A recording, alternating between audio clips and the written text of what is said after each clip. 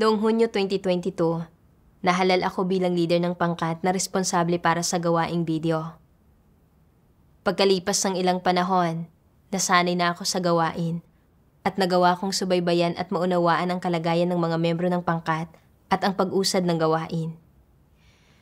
Kahit nakulang pa ako sa aking mga kasanayan, pakiramdam ko ay kaya kong pangasiwaan ang gawain. Isang araw, nalaman ng leader ang sitwasyon ng gawain ng pangkat. Nagkataong kamakailan ko lang naunawaan ang mga dahilan ng mabagal na pag-usad ng gawain. Tulad ng kawalan ng malapit na pagtutulungan sa mga miyembro ng pangkat, mga pagtatalo-talo na nangangailangan ng maayos na komunikasyon, at kung saan walang napagkasunduan, nakalaunan ay humantong sa pag-ulit ng gawain at mga pagkaantala sa pag-usad nito. At ilang masalimuot na proseso na nakapagpabagal din sa pag-usad. Matapos maunawaan ang mga sitwasyong ito, nakipagbahaginan ako at itinama ang mga ito. At iniulat ko sa leader ang mga sitwasyong ito. Akala ko, dahil may nagawa akong ilang aktwal na gawain, pupurihin ako ng leader sa mabuting pagtatrabaho. Pero sa gulat ko, pagkatapos kong magsalita, tinanong ako ng leader, bakit hindi maayos na nagtutulungan ang mga membro ng pangkat? Ano ang mga pangunahing problema nila? Sa pagharap sa tanong na ito, hindi ko alam kung anong isasagot dahil hindi ko talaga nauunawaan ang mga dahilan. Hindi ako sigurado kung saan sila nahihirapan. Basta napapansin ko lang sa panlabas na hindi nila kayang magtulungan ng maayos. Pagkatapos, nagtanong pa ang leader ng ilan pang tanong at hindi ko pa rin nasagot. Sinabi sa akin ng leader pagkatapos, pinakikinggan mo lang ba kahit ano ang sabihin sa iyo ng mga kapatid nang hindi inaalam ang ugat ng mga problema mula sa mga iniuulat nila? Kaya mo bang lutasin ang mga problemang gaya nito? Nang marinig ko ang sinabi ng leader, napahiya ako. Hindi ko maiwasang isipin na, hindi ba't ipinapahiwatig mo na hindi ko alam kung paano lumutas ng mga problema? Ang dating ay parang hindi ko kayang pamahalaan ang gawain. Pagkatapos, tinukoy ng leader na mababaw ko lang tiningnan ang mga problema at hindi kayang lutasin ang pinag-ugatan ng mga ito. At nag-ugnay ng mga prinsipyo sa pagbabahagi sa akin, tinutulungan ako na maunawaan na sa paggawa ng gawain, kailangang matutuhan ng isang tao kung paano unawain ang mga pangunahin at pinakamahalagang mga isyu. Hindi ako masyadong kumbinsido. Ginawa ko ang lahat ng makakaya ko upang tuklasin ang mga problema at makipag-usap sa mga membro ng pangkat. At hindi naman ito sa hindi ko alam kung paano pamahalaan ang gawain. Nakabusangot akong tumitig sa computer. Ayaw tumingin sa leader. Sa pagtipa, sadya kong nilalakasan ang pagpindot sa keyboard para ilabas ang pagkayamot ko. Iniisip na, sinabi ito ng leader sa harap ng dalawang katrabaho ko. Paano na lang ako titingnan ng iba? Bakit ang mga problema ko lang ang tinukoy niya? Perpekto bang nagagawa ng ibang mga katrabaho ko ang trabaho nila? Pakiramdam ko, sa mga salita ng leader ay parang hindi pinahahalagahan ang lahat ng mga pagsisikap ko. Habang lalo ko itong naiisip, lalo akong nagagalit. Pakiramdam ko ay naging sobrang higpit sa akin ng leader. Pagkatapos ng pagpupulong, nakaramdam ako ng matinding pagkapahiya nang muling maalala ang mga puna ng leader. Inakala kong tiyak na iisipin ng mga katrabaho ko na hindi ako magaling sa gawain ko. Kaya medyo nainis ako at naisip ko na, mula ngayon, hindi ko na pagsusumikapang gawin ang tungkulin ko. Tutal wala rin namang makakakita nito. Sa susunod na magtanong ang leader, hindi na ako masyadong ganadong sasagot. Masamang-masama ang loob ko. Puno ng galit at pagdaramdam at naiiyak pa. Kinagabihan, nakabasa ako ng isang pangungusap sa liham na isinulat ng isang katrabaho. Kung tunay na gusto ng mga kapatid na gampanan ng maayos ang kanilang tungkulin, dapat ay handa silang tanggapin kapag sumusubaybay ang mga leader upang pangasiwaan ang gawain at agarang tinutukoy ang kanilang mga problema at paglihis. Habang binabasa ang pangungusap na ito, hiyang-hiya ako. Nang maharap sa pangangasiwa at mga payo ng leader, hindi ako nalungkot dahil sa hindi ko nagampanan ng maayos ang tungkulin ko, kundi nagalit dahil nagsalita ang leader nang hindi isinaalang-alang ang dangal ko. Sa paanong paraan ako naging isang tao na taus-pusong ginagampanan ang aking tungkulin? Lumapit ako sa Diyos at nanalangin. Diyos ko, ngayong araw ay tinukoy ng leader ang mga problema ko at nakaramdam ako ng paglaban. Alam ko na hindi ayon sa iyong layunin ang saloobing ito, pero anong mga aral ang dapat kong matutuhan? At paano ko dapat pagnilayan at kilalanin ang aking sarili? Naway bigyang liwanag at gabayan mo ako. Kinaumagahan, nabasa ko ang mga salitang ito ng Diyos. Isang magandang bagay kung matatanggap mong pangasiwaan, obserbahan, at subukang unawain ka ng sambahayan ng Diyos. Makakatulong ito sa pagtupad mo sa iyong tungkulin, sa pagkakaroon mo ng kakayahang magawa ang iyong tungkulin ng pasok sa pamantayan, at para matugunan ang mga layunin ng Diyos. Kapaki-pakinabang at nakakatulong ito sa iyo nang wala talagang negatibong epekto. Kapag naunawaan mo na ang prinsipyong ito, dapat ba na hindi ka na makaramdam ng paglaban o pagbabantay laban sa pangangasiwa ng mga leader, manggagawa, at mga taong hinirang ng Diyos? Bagamat paminsan-minsan ay sinusubukan kang unawain ng isang tao, inoobserbahan ka, at pinangangasiwaan ang gawain mo, hindi mo ito dapat personalin. Bakit ko sinasabi ito? Dahil ang mga gampaning nasa iyo ngayon, ang tungkuling ginagampanan mo, at anumang gawaing ginagawa mo ay hindi mga pribadong gawain o personal na trabaho ng sinumang tao. May kinalaman ang mga ito sa gawain ng sambahayan ng Diyos at may kaugnayan sa isang bahagi ng gawain ng Diyos. Sa makatwid, kapag may sino mang gumugugol ng kaunting oras para pangasiwaan o obserbahan ka, o umuunawa sa iyo ng malalim, sumusubok na kausapin ka ng masinsinan at tuklasin kung ano ang naging kalagayan mo sa panahong ito. At kapag medyo mabagsik pa kung minsan ang kanilang pag-uugali, at pinupungusan, dinidisiplina, at pinagsasabihan kanila ng kaunti, lahat ng ito ay dahil tapat at responsable sila sa gawain ng sambahayan ng Diyos. Hindi ka dapat magkaroon ng anumang negatibong saloobin o emosyon tungkol dito. Ano ang ibig sabihin kung kaya mo itong tanggapin kapag pinapangasiwaan, inoobserbahan, at sinusubukan kang unawain ng iba? Na, sa puso mo, tinatanggap mo ang pagsisiyasat ng Diyos. Kung hindi mo tinatanggap ang pangangasiwa, pag-oobserba, at pagtatangka ng mga tao na unawain ka, kung ayaw mong tanggapin ang lahat ng ito, magagawa mo bang tanggapin ang pagsisiyasat ng Diyos? Ang pagsisiyasat ng Diyos ay mas detalyado, malalim, at tumpak kaysa kapag sinusubukan ng mga tao na unawain ka. Ang mga hinihingi ng Diyos ay mas partikular, mahirap, at malalim.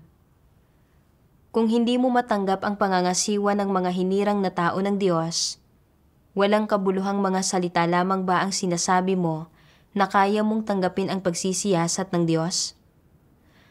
Para magawa mong tanggapin ang pagsisiyasat at pagsusuri ng Diyos, dapat mo munang tanggapin ang pangangasiwa ng sambahayan ng Diyos, ng mga leader at manggagawa o ng mga kapatid. Isang magandang bagay na pinangangasiwaan ng isang leader ang gawain mo. Bakit? Dahil nangangahulugan ito na umaako siya ng responsibilidad para sa gawain ng iglesia. Ito ang tungkulin niya, ang responsibilidad niya. Ang magawang tuparin ang responsibilidad na ito ay nagpapatunay na siya ay isang mahusay na leader, isang mabuting leader. Kung bibigyan ka ng ganap na kalayaan at mga karapatang pantao, at magagawa mo ang anumang gusto mo, masusunod ang mga pagnanais mo, at matatamasa ang buong kalayaan at demokrasya, at anuman ang ginawa mo o paano mo man ito ginawa. Ang leader ay walang pakialam o hindi nangasiwa, hindi ka kailanman question, hindi sinuri ang gawain mo, hindi nagsalita ng matuklasan ang mga isyu, at maaaring nanghikayat o nakipagkasundo lang sa iyo. Maituturing ba siya na mabuting leader? Malinaw na hindi. Pinipinsala ka ng gayong leader. Kinukonsinti niya ang paggawa mo ng masama. Pinapahintulutan kang lumabag sa mga prinsipyo at gawin ang nais mo. Tinutulak kanya patungo sa isang hukay ng apoy. Hindi ito isang leader na responsable at pasok sa pamantayan. Sa kabilang banda, kung nagagawa ng isang leader na regular kang pangasiwaan, tukuyin ang mga isyu sa gawain mo, at maagap kang paalalahanan o sawayin at ilantad ka, at ituwid at tulungan ka sa iyong mga maling paghahangad at paglihis sa maagap na paggampan sa tungkulin mo, at sa ilalim ng kanyang pangangasiwa, pagsaway, pagtustos, at pagtulong, nagbabago ang mali mong saloobin sa tungkulin mo. Nagagawa mong iwaksi ang ilang kakatwang pananaw. Unti-unting nababawasan ang sarili mong mga ideya at mga bagay na umuusbong mula sa pagkamainiti ng ulo. At nagagawa mong mahinahong tanggapin ang mga pahayag at pananaw na tama at ayon sa mga katotohanang prinsipyo. Hindi ba't kapaki-pakinabang ito para sa iyo?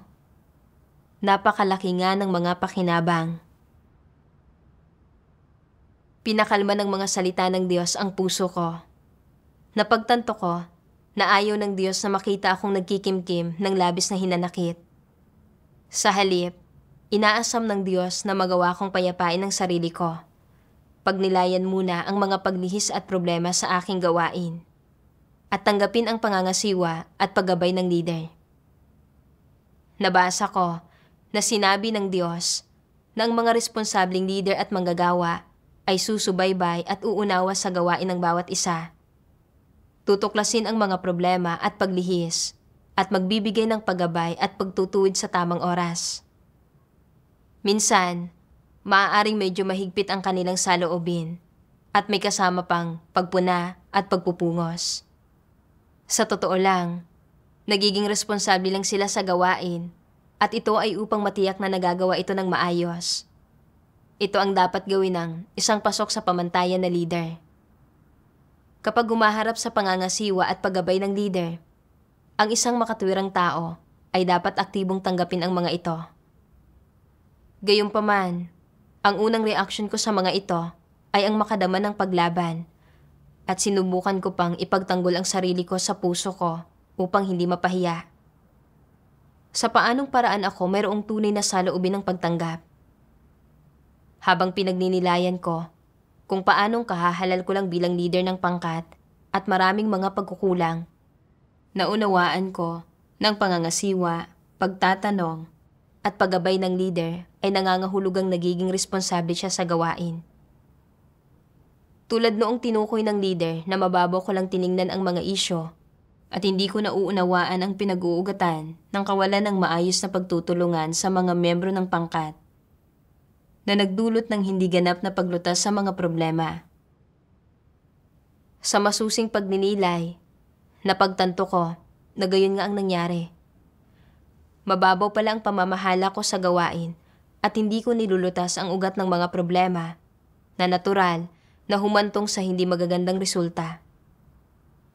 Dapat sana itinanggap ko ng maluwag sa loob ang paggabay ng leader at hindi makadama ng paglaban dito o ipinagtanggol ang sarili ko.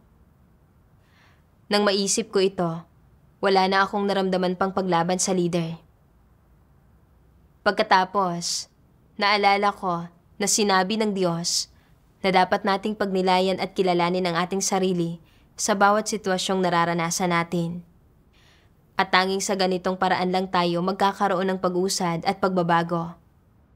Kaya, sinadya ko na maghanap ng mga nauugnay na salita ng Diyos upang magmuni at magnilay tungkol sa sarili ko. Habang tahimik din na nananalangin sa Diyos. Hinihiling sa Kanya na bigyang liwanag at gabayan ako sa pagkilala sa sarili ko. Isang umaga sa aking mga devotional, nabasa ko ang isang sipi sa mga salita ng Diyos. Kapag itinalaga ng itaas ang ilang tao sa isang proyekto, lumilipas ang ilang panahon nang wala talagang anumang pag-usad. Hindi nila sinasabi sa itaas kung ginagawa nila ito, o kung kumusta ito, o kung nagkaroon ba ng anumang nakaaabalang mga paghihirap o problema. Hindi sila nagbibigay ng feedback. Ang ilan sa gawain ay apurahan at hindi maaaring maantala. Pero nagmamabagal sila, pinatatagal ito ng mahabang panahon nang hindi tinatapos ang gawain. Dapat nang magtanong ang itaas. Kapag ginagawa ito ng itaas, nakararamdam ng matinding pagkahiya ang mga taong iyon mula sa mga pagtatanong at nilalabanan nila ang mga ito sa kanilang puso. May 10 araw pa lang mula nang itinalaga sa akin ang trabahong ito. Hindi pa nga ako nasasanay at agad nagtatanong na ang itaas. Masyado lang mataas ang hinihingi nila sa mga tao. Nandyan sila, naghahanap ng mga pagkakamali sa mga pagtatanong. Ano ang problema rito? Sabihin mo sa akin, hindi ba talagang normal para sa itaas na magtanong? Bahagi nito ay ang pagnanais na higit na malaman ang tungkol sa kalagayan ng pag-usad ng gawain. Pati na rin ang kung anong mga paghihirap ang nananatiling dapat lutasin.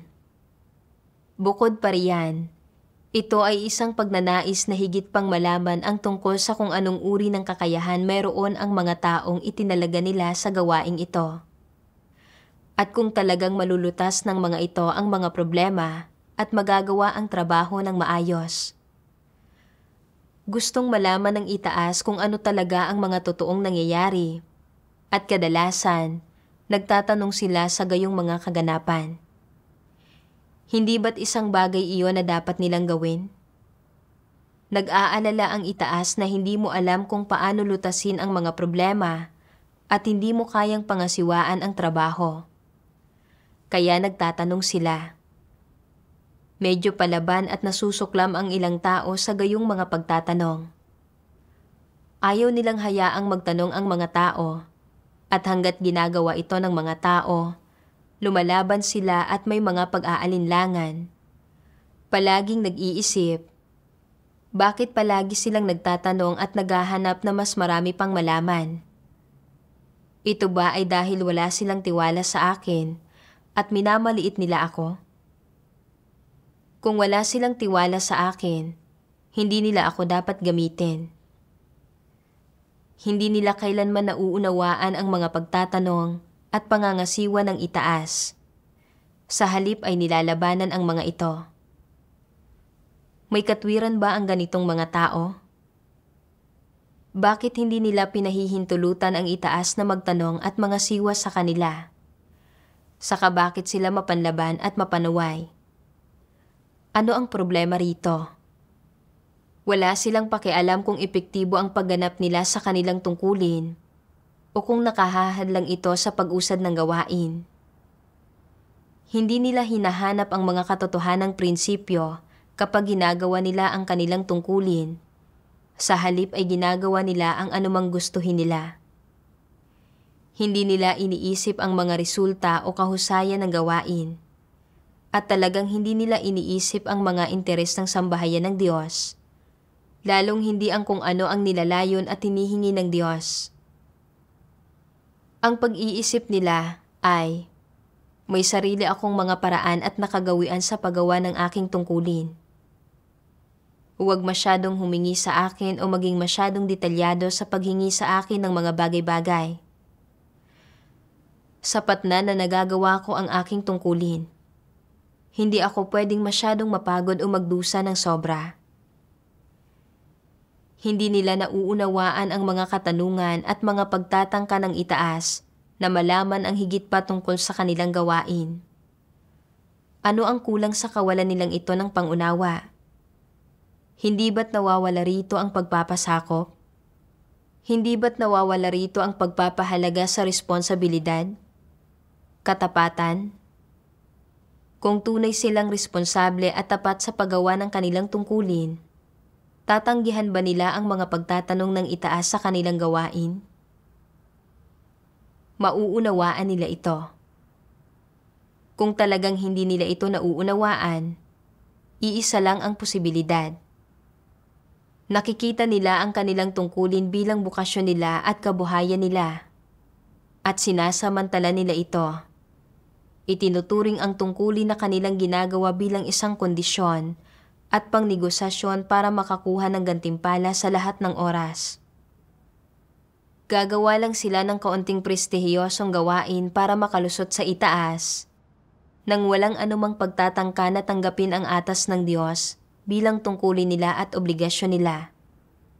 Kaya, kapag nagtatanong ang itaas tungkol sa kanilang gawain o pinangangasiwaan ito, nagkakaroon sila ng nasusuklam at mapanlaban na balangkas ng pag-iisip. Hindi ba't ganoon iyon? Saan nagmumula ang problemang ito? Ano ang diwa nito? Ito ay namali ang kanilang saloobin sa proyektong gawain. Iniisip lang nila ang kaginhawahan at kasiyahan ng laman, ang kanilang sariling katayuan at karangalan, sa halip na isipin ang pagiging epektibo ng gawain at ang mga interes ng sambahayan ng Diyos. Hindi talaga nila hinahangad na kumilos ayon sa mga katotohanang prinsipyo. Kung meron talaga silang kaunting konsensya at katwiran, mauunawaan nila ang mga pagtatanong at pangangasiwa ng itaas. Masasabi nila, mula sa puso, mabuti na lang at nagtatanong ang itaas. Kung hindi, palagi akong susunod sa sarili kong kalooban na makahahad lang sa pagiging epektibo ng gawain o masisira pa nga ito. Nagbabahagi ang itaas at nagsusuri ng mga bagay-bagay at talagang nakalutas ito ng mga aktwal na problema. Napakabuting bagay niyon. Ipapakita nito sa kanila na maging isang responsabling tao. Natatakot sila na kung gagawin nila ang gawain sa sarili nila, kung nagkaroon ng pagkakamali o aberya, at nagdulot ito ng kawalan sa gawain sa sambahayan ng Diyos na walang paraan para lunasan, iyon ay magiging isang responsibilidad na hindi nila makakayanan. Hindi ba't pagpapahalaga iyon sa responsibilidad? Ito ay pagpapahalaga sa responsibilidad at sinyalis ito na tinutupad nila ang kanilang katapatan. Mula sa mga salita ng Diyos, nakita ko na iyong mga tunay na responsable at tapat sa kanilang tungkulin ay masayang tumanggap ng pangangasiwa at paggabay mula sa iba upang mapunan ang kanilang mga kakulangan at maibigay ang pinakamahusay nilang kakayahan sa maayos na paggampan sa kanilang tungkulin. Gayunpaman, iyong mga hindi tapat sa kanilang tungkulin ay laging isinasaalang-alang ang kanilang sariling kahihiyan at katayuan sa bawat sitwasyon. Kapag nangangasiwa o nagtatanong ang iba tungkol sa kanilang gawain, pakiramdam nila ay hindi sila pinahahalagahan ng iba o hindi sila binibigyan ng konsiderasyon at nakakadama sila ng paglaban at nagiging mapanalungat. Walang ipinapakitang kahit ano pa mang saloobin ng pagtanggap sa katotohanan. Nang pagnilayan ko kung paano ako tumugon sa pangangasiwa ng leader, hindi ba't nagpapahiwatig ito na wala akong katapatan? Nang iulat ko sa leader ang sitwasyon ng gawain ko, inakala ko na may nagawa akong ilang aktwal na gawain at na magkakaroon siya ng magandang pagtingin sa akin. Pero sa hindi inaasahan, natuklasan ng leader ang maraming problema sa gawaing sinusubaybayan ko at tinukoy nang nakita ko lang ay ang mabababaw na issue at hindi ko naunawaan ang mga ugat na problema upang makapagbahagi at malutas ang mga ito. Naisip ko na pinawawalang saysay ng leader ang gawain ko at naging mapanlaban ako at hindi nasiyahan. Lalo na nang maisip ko kung paanong mahigpit na tinanong ng leader ang gawain ko sa harap ng aking mga katrabaho at tinukoy ang aking mga problema at napahiya ako at nagalit ng husto. Sa puso ko ay patuloy kong ipinagtatanggol at binibigyang katwiran ang sarili ko.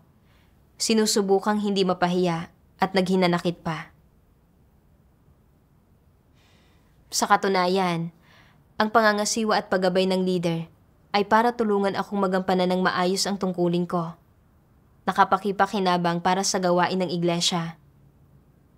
Pero wala akong kahit anong saloobin ng pagtanggap at pakiramdam ko pa nga ay sinasadya ng leader na maliitin at hamakin ako. Tanging ang kahihiyan at katayuan ko lang ang iniintindi ko nang hindi man lang isinasaalang-alang ang gawain ng sambahayan ng Diyos. Hindi ako naging isang tao na tapat sa pagtupad ng kanyang tungkulin. Bukod pa rito, lubos akong naging mapagmataas at mapagmagaling. Laging iniisip na ang gawaing nasa responsibilidad ko ay medyo maayos naman. At hindi kasing sama tulad ng sinabi ng leader. Kaya't kinasuklaman ko at naging napakamapanlaban ko sa may mabuting layuning paggabay at tulong ng leader. Nang walang kahit anong saloobin ng paghahanap o pagtanggap. Talagang naging sobrang mapagmagaling at mapagmatigas ako na nagbubunyag ng satanikong disposisyon ng pagtutol sa katotohanan.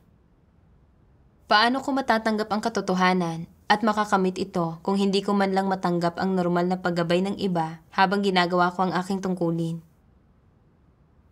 Matapos mapagtanto ang mga bagay na ito, sinuri ko ang mga isyong tinukoy ng leader. At sa tuwing tinatalakay namin ng mga miyembro ng pangkat ang tungkol sa gawain, sadya kong pinag-iisipan ng mabuti ang kalikasan at ugat ng mga problema na lumitaw.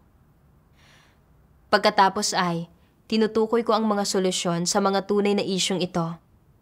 Sinabi nila na ang ganitong uri ng pagbabahaginan ay epektibo at maaaring makalutas ng ilang mga problema. Nagpasaya sa akin ang makita ang resultang ito. Minsan, may mga bahagi pa rin sa gawain ko na hindi ko lubusang napag-isipan at ang mga ito ay tinutukoy sa akin ng leader. Sadya akong tumanggap, nagbago at nagkaroon ng kaunting pagpasok at unti-unti kong naramdaman na may natutuhan ako. Kinalaunan, naatasan akong pangasiwaan ang gawain ng ilan pang pangkat. Pagkalipas ng ilang buwan, isang araw ay tinanong ako ng leader tungkol sa sitwasyon ng gawain. May ilang detalye na hindi ko maipaliwanag ng malinaw. Pagkatapos ay mahigpit na sinabi sa akin ng leader, "Medyo matagal ka ng responsable sa mga pangkat na ito, pero ni hindi mo alam ang mga detalyeng ito. Hindi ba't ito ay pagiging irresponsable at hindi paggawa ng aktwal na gawain?" Nang marinig ko ang mga salita ng leader, naramdaman kong uminit ang mukha ko sa pagkapahiya. Kahit na alam kong nagsasabi ng totoo ang leader, nahirapan pa rin akong tanggapin ito. Nag-aalala ako na merong masamang pananaw ang leader sa akin at sa kung ano ang iisipin ng mga katrabaho ko tungkol sa akin. Ngunit pagkatapos ay naalala ko ang mga salita ng Diyos na nabasa ko ilang panahon na ang nakararaan. Kung mayroon talaga silang kaunting konsensya at katwiran, mauunawaan nila ang mga pagtatanong at pangangasiwa ng itaas. Masasabi nila mula sa puso, mabuti na lang at nagtatanong ang itaas. Kung hindi, palagi akong susunod sa sarili kong kalooban na makahahad lang sa pagiging epektibo ng gawain o masisira pa nga ito. Nagbabahagi ang itaas at nagsusuri ng mga bagay-bagay at talagang nakalutas ito ng mga aktwal na problema. Napakabuting bagay niyon.